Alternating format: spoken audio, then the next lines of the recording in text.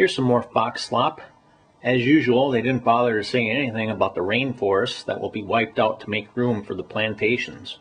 Bill Goler live in Sao Paulo, Brazil, where President Bush and Brazilian President Lula da Silva are just beginning a news conference. The two leaders are about 45 minutes late. Let's listen in. One proof of this is the broad range of relations amongst business leaders, representatives of civil society, and the citizens of our two countries.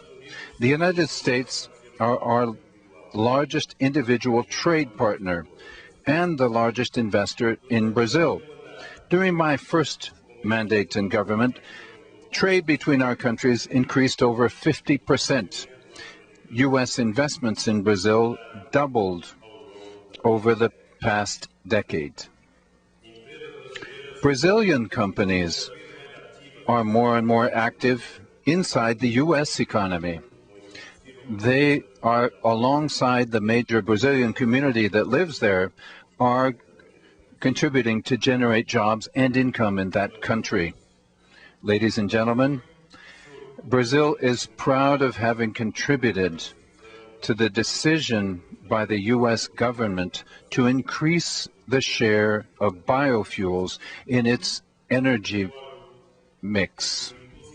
I recall the enthusiasm with which President Bush was first exposed in the meeting we had in Brasilia in 2005 to Brazil's success story in terms of biofuel. Here in Brazil, we have an extremely successful program, considered a model, which came out of the investment of over 30 years in research and development. It's a program which brings together respect for the environment with the preservation and intensification of the food security of our society. It's a program which has a major social impact because of its capacity to generate jobs, to strengthen family farming, and to distribute income. This is a field where our two countries can cooperate. The Memorandum of Understanding on Biofuels. Yeah. I'm a pet mother, honey, so I'm into the pet story. Worst of all, Fox had to cut it short to make time for Anna Nicole. Yeah, because she's so important.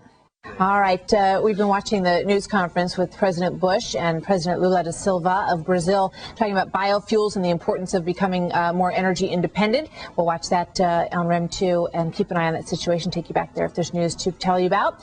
And back to our top story at this hour that we have been following really for about a month now, checking in on the daily developments in this very intriguing case. And the story at this hour, Dr. Sandeep Kapoor, he's Anna Nicole's personal physician. He was her physician. Now he's being investigated by the California Medical Board. They're looking into whether Dr. Kapoor prescribed methadone to her while she was pregnant with Danny Lynn. The doctor has hired a crisis management council. Kapoor's attorney wrote a letter to me basically saying that Dr. Kapoor has given Smith sound medical treatment, that he has no information that will help the authorities determine why Anna Nicole died. We invited Dr. Kapoor and his attorney to join us live today.